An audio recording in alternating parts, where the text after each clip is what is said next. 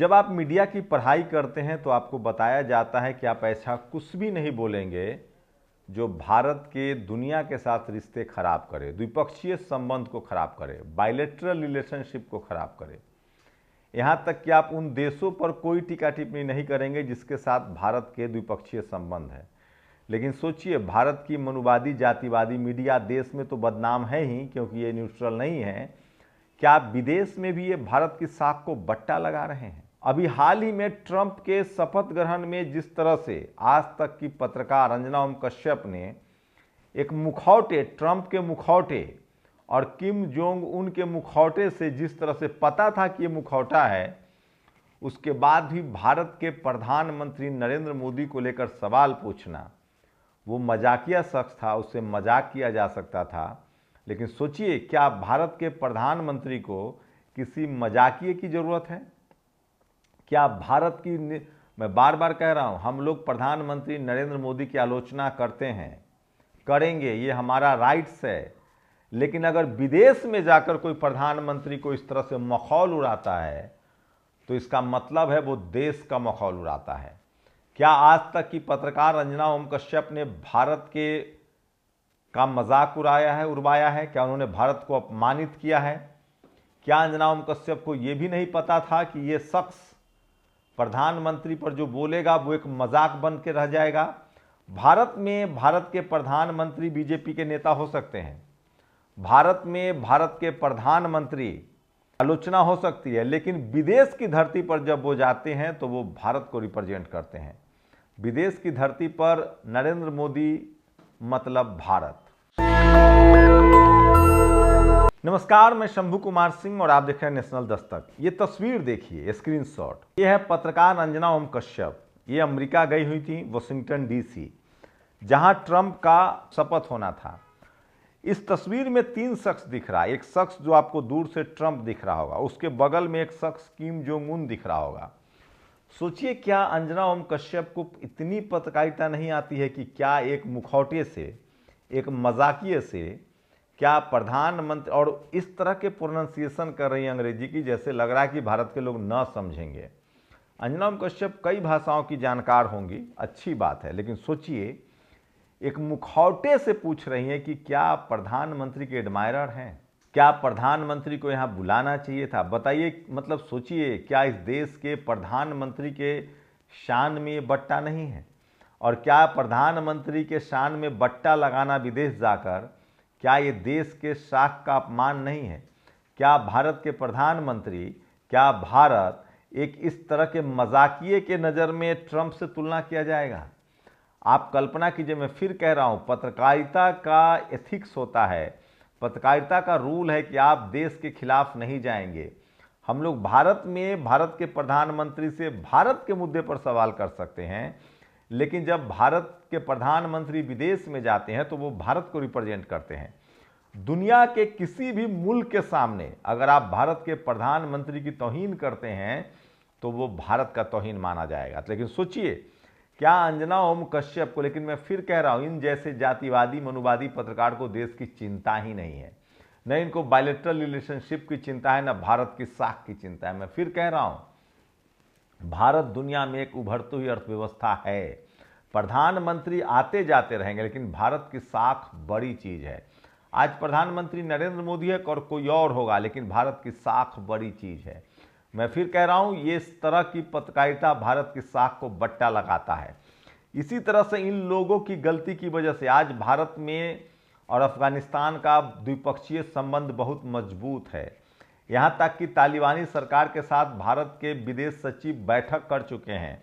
लगातार भारत अफगानिस्तान की मदद कर रहा है और अफगानिस्तान ने साफ कहा है कि मैं भारत का सबसे दोस्ताना देश हूँ।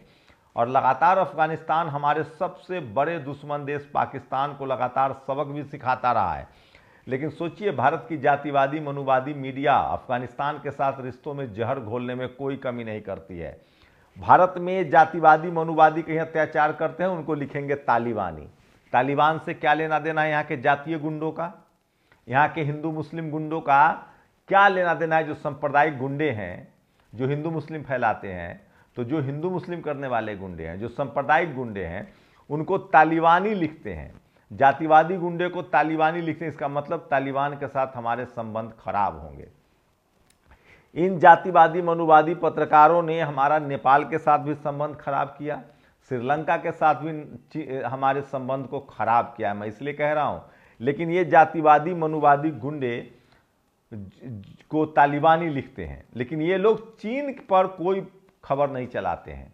चीन लगातार हमारे देश में इन्फिल्ट्रेशन कर रहा है, वो भी हमारे दुश्मन देशों में से एक है, लेकिन क्या मजाल है कि ये चीन पर कोई खबर चला देंगे। मैं फिर कह रहा हूं, भारत की जातिवादी मनुवादी मीडिया ने अमेरिका में भारत सरकार की तौहीन की है, भारत के प्रधानमंत्री की तौहीन की है, और ये अक्षम्य है, ये देश के खिलाफ एक साजिश है। तो सोचिए, मैं इसीलिए कह रहा हूं कि इस देश की जो जातिवादी मनुवादी मीडिया है वो भारत के दुश्मन ही नहीं है, वो भारत के लोगों का ही दुश्मन नहीं है, वो भारत का भी साख पर बट्टा लगाता है।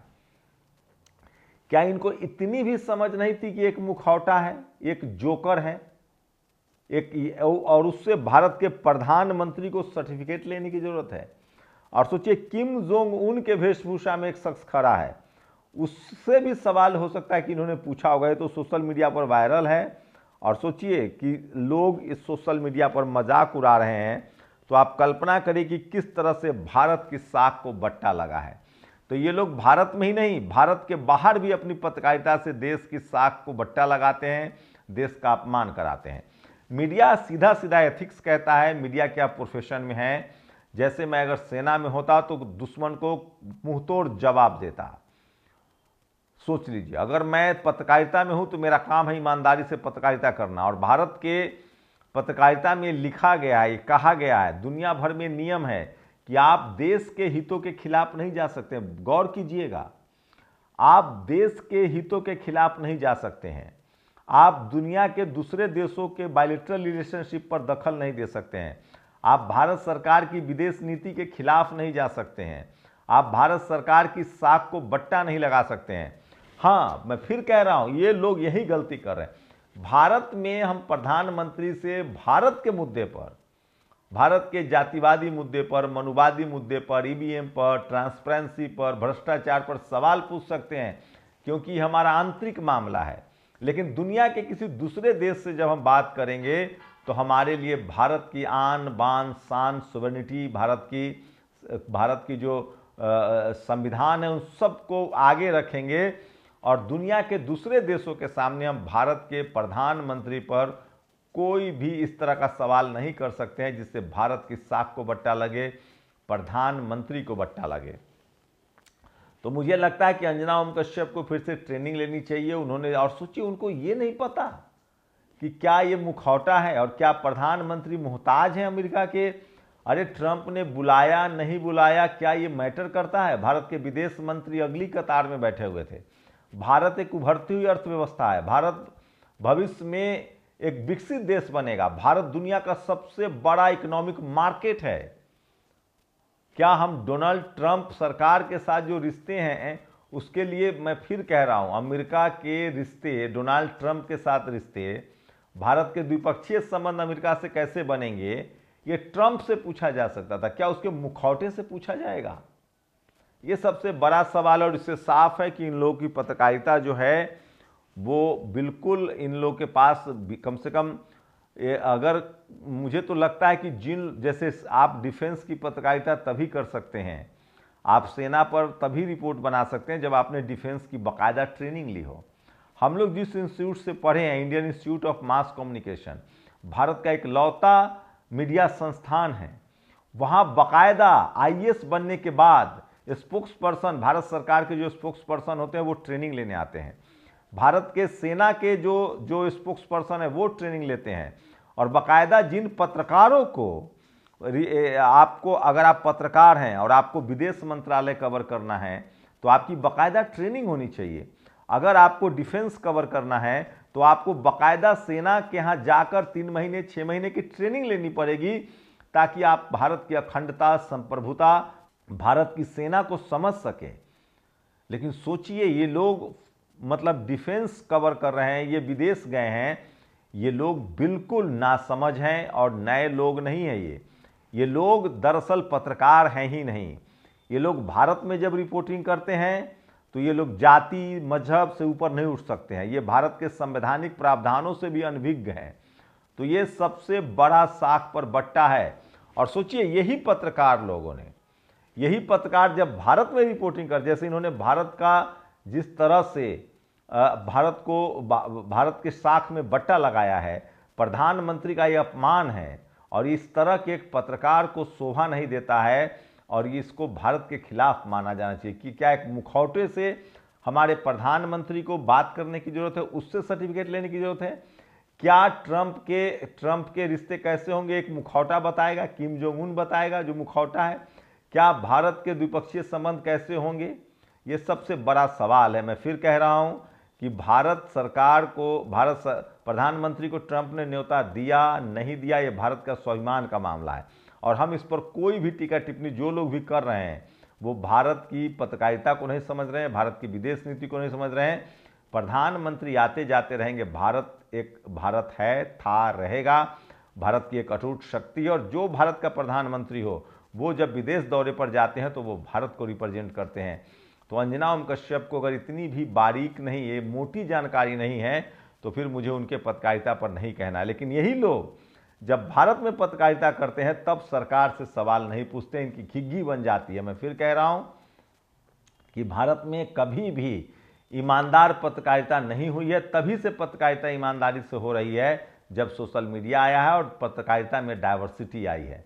अब जो भारत के विषयों में अगर बात करें, इसलिए हम लोग यूट्यूब चैनल चलाते हैं, हम लोग विदेश से संबंधित कोई भी खबर बहुत ही नपे तुले अंदाज में चलाते हैं, बहुत ही सोच समझ कर बोलते हैं, क्योंकि ये भारत के संप्रभुता का मामला है, भारत की सोवरेनिटी का मामला है और विदेश नीति ये साफ भारत के मीडिया एथिक्स और रूल रेगुलेशंस कहता है कि आप कुछ भी ऐसा नहीं बोलेंगे जिससे भारत के साख को बट्टा लगे। हाँ, भारत के इंटरनल मामलों पर, चाहे वो जातिवाद हो, मनुवाद हो, भ्रष्टाचार हो, भेदभाव हो, उससे हम अपने देश में अपनी सरकार से सवाल पूछ सकते हैं।